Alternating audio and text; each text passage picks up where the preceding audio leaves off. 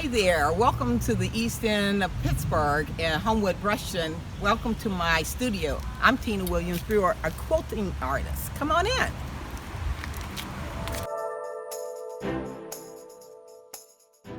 You know, I am a storyteller, a quilt storyteller, and I'd like to tell a story now that I think is very important to where we are these days. It's about validation and the power of one.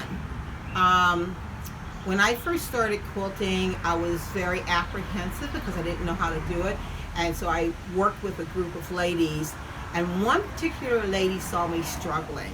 And she came to me and she said, you know, you really don't have to do what everybody else is doing. What you're working on and how you're approaching the art form is so different, so unique. She says, I think you need to go with it.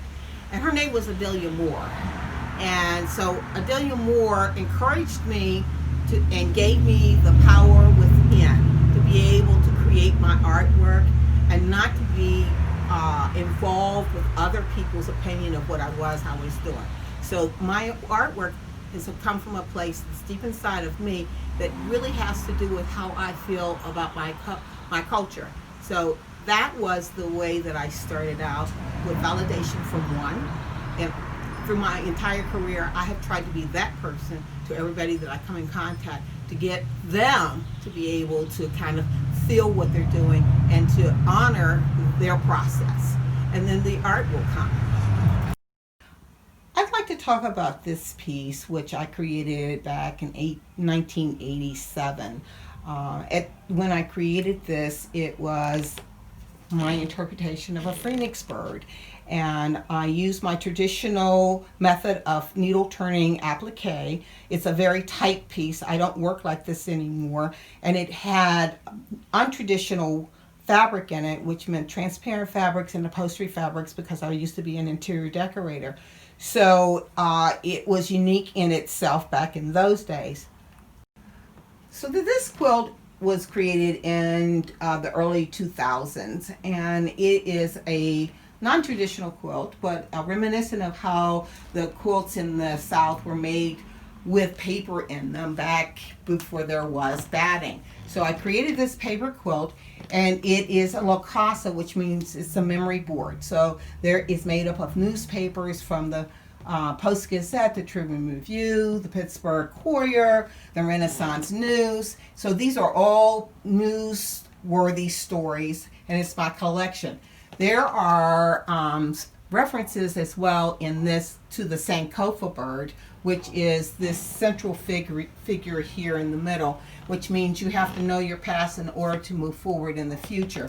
And then in the lower right-hand corner, you have a symbol, a Native American symbol of the fire dragon, which is a protective symbol. And then in the center of that, you see the yin and yang symbol that sits in the middle of the graphic blue fabric in the background. So it's paper and fabric. It is a quilt because it has 2 or more layers, and it uses transparency and top stitching. I've been working on silk screen fabric since 2011. And this study here really gets you to think about how people can migrate from one continent to the other. Oftentimes African Americans start with slavery, like that was the only way that we came to this continent.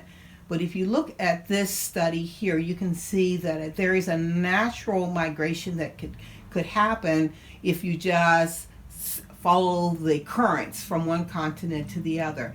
So this is my beginning of my work with the currents and the natural migration. This is my last completed quilt. It's called Life in Stitches.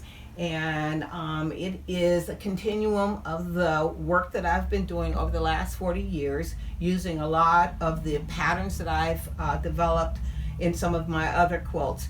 But I think the main thrust of this is that it is abstracted, and it has the feeling of movement, and the movement is from the east to the west.